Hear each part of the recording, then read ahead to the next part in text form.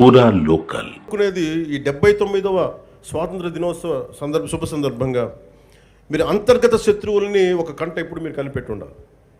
నేను కాకినాడ పోర్టు విషయంలో కూడా నేను అంత గొంతెత్తడానికి కారణం చాలా మనం ఎందుకులే మనం వదిలేస్తా ఉన్నాం. ఆంధ్రప్రదేశ్కి 974 నుంచి 974 కిలోమీటర్ల తీర ప్రాంతం ఉంది. ఇది మన పెట్టుబడులకి చాలా మంచిది.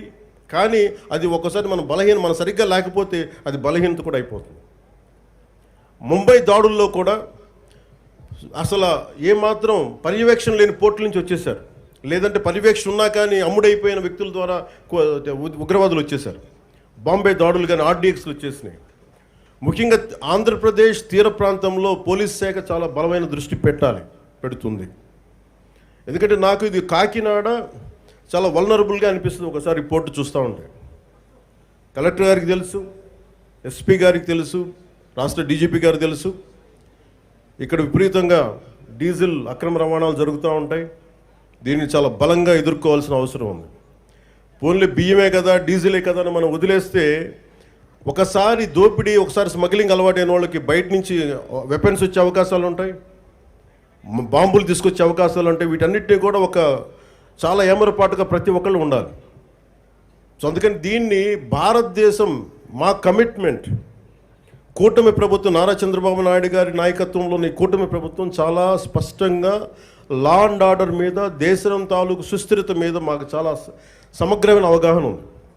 ఎక్కడ కూడా కరప్షన్ ఉన్న చోట ఆటోమేటిక్గా దేశం బలహీనపడుద్ది.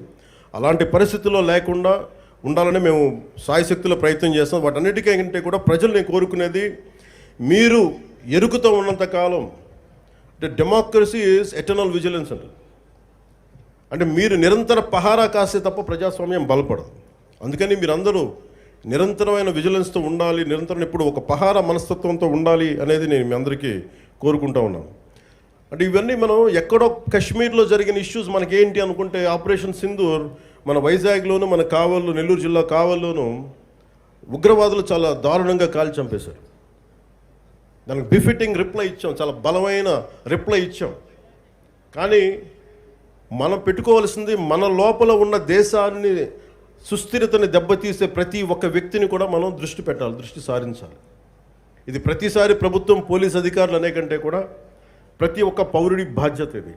నేను నా వంతు బాధ్యతను నిర్వర్తిస్తున్నాను. అలాగే ప్రతి ఒక్కరు కూడా మీ వంతు బాధ్యతని నిర్వర్తించాల్సిందిగా మనస్ఫూర్తిగా నేను కోరుకుంటా ఉన్నాను.